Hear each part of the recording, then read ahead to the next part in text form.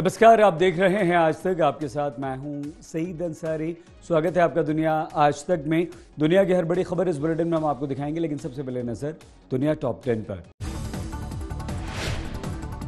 America के उपराष्ट्रपति Mike Pence ने ट्रंप को लेकर कही बड़ी बात। बोले, राष्ट्रपति ट्रंप के पास नहीं है कांग्रेस की सर्टिफिकेशन को रोकने की शक्ति। अमेरिकी कांग्रेस के प्रमाण पत्र के बाद ही जो बाइडेन के राष्ट्रपति बनने का रास्ता होगा साफ।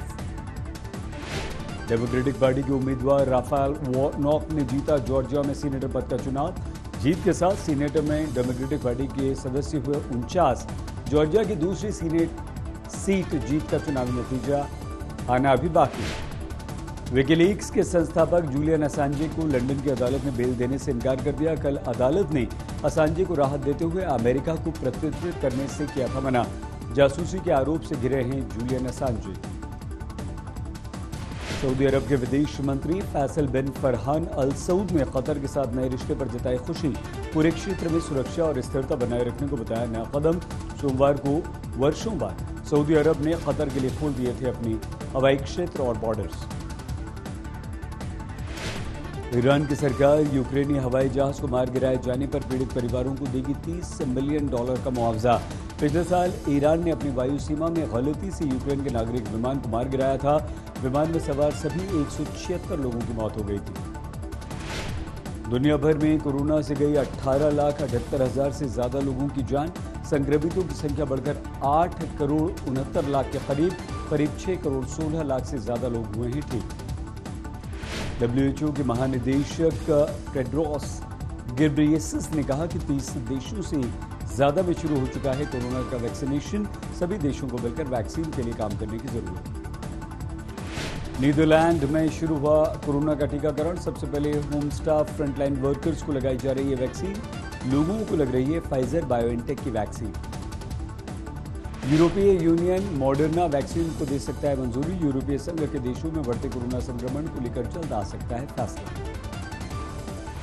कोरोना के मामलों के चलते ब्राजील के शहर मनोस में 180 दिन का आपातकाल लगा दिया गया। मनोस के अलावा ब्राजील के दूसरे शहरों में भी लॉकडाउन है। सिर्फ जरूरी सामान बेचने की मिली है छूट। कोरोना के नए स्ट्रेन के सामने आने के बाद पूरे ब्रिटेन में तीसरी बार लॉकडाउन लगा दिया गया। तस्वीरें जो आप देख रहे हैं वो 5 तारीख को लगे लॉकडाउन के बाद की पहली तस्वीरें हैं।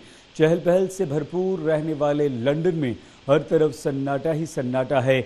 चाहे वो मार्केट हो, सड़क या कोई दूसरी जगह, हर कुछ लॉकडाउन के कारण बंद पड़ा है। स्थिति ऐसी है कि अब लोगों की नौकरियां तक जा रही हैं और यही कारण है कि ब्रिटेन के वित्त मंत्री ने $6.2 बिलियन के भारी भरकम राहत पैकेज का ऐलान किया। ब्रिटेन दुनिया के उन चुनिंदा देशों में से एक है जहां कोरोना की दूसरी लहर ने सबसे ज्यादा तबाही मचाई है। अगर कोरोना की बात करें तो अभी तक ब्रिटेन में 27 लाख से ज्यादा लोग संक्रमित हो चुके हैं। 76,000 से ज्यादा लोगों की ब्रिटेन में मौत अब तक कोरोना।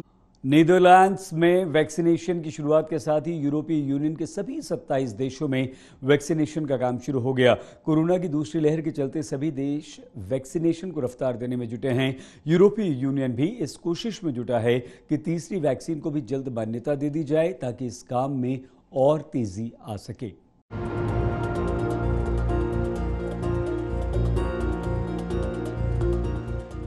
नीदरलैंड्स की नर्स सना अल कादरी अपने पूरे देश के लिए बेहद खास हैं।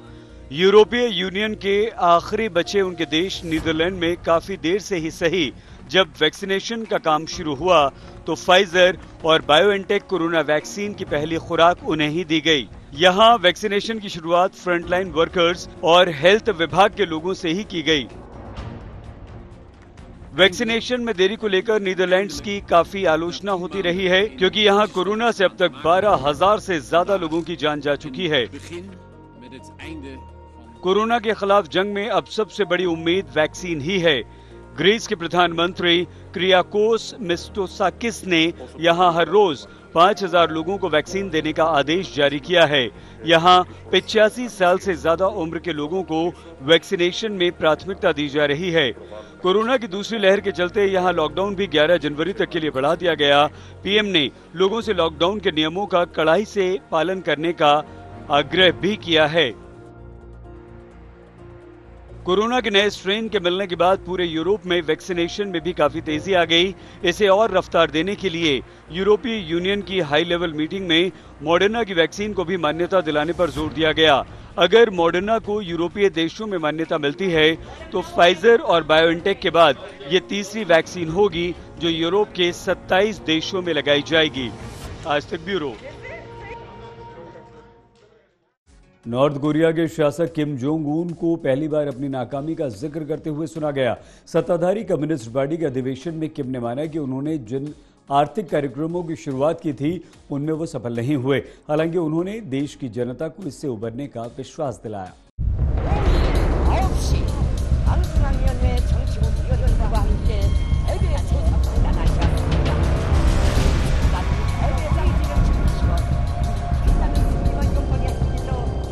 राजधानी प्योंगयांग में जब सत्ताधारी पार्टी के सम्मेलन में उत्तर कोरियाई नेता किम जोंग उन पहुंचे तो काफी भावुक अंदाज में वहां लोगों ने उनका स्वागत किया और बहुत देर तक तालियों की गड़गड़ाहट से पूरा हॉल गूंजता रहा। इस दौरान हॉल में हर कोई बिना मास्क का था और सोशल डिस्टेंसिंग का भी कोई खास ख्याल नहीं रखा गया था। करीब 5 साल बाद इस बैठक का आयोजन किया गया। इससे पहले 2016 में 36 साल बाद इस बैठक का आयोजन किया गया था। बैठक को संबोधित करते हुए किम ने स्वीकार किया कि उन्होंने जिन आर्थिक कार्यक्रमों की शुरुआत की थी वे सफल नहीं हुए। ऐसा पहली बार है जब किम जोंग उन अपनी विफलताओं का बखान खुद करते नजर आए। उत्तर कोरिया के सरकारी मीडिया ने भी इस बात की खबर प्रमुखता से दी। इसे भी एक असाधारण बात माना जा रहा है। कोरोना महामारी के कारण उत्तर कोरिया ने अपनी सीमाएं बंद कर दी हैं और अमेरिका द्वारा लगाए गए आर्थिक प्रतिबंधों से भी उत्तर कोरिया का बुरा हाल है। लेकिन किम ने अपने भाषण में आत्मनिर्भरता की नीति पर चलते रहने का संकल्प जताया। साथ ही ये संदेश देने की कोशिश की कि देश मौजूदा चुनौतियों से उबर रहा है। आज तक ब्यूरो।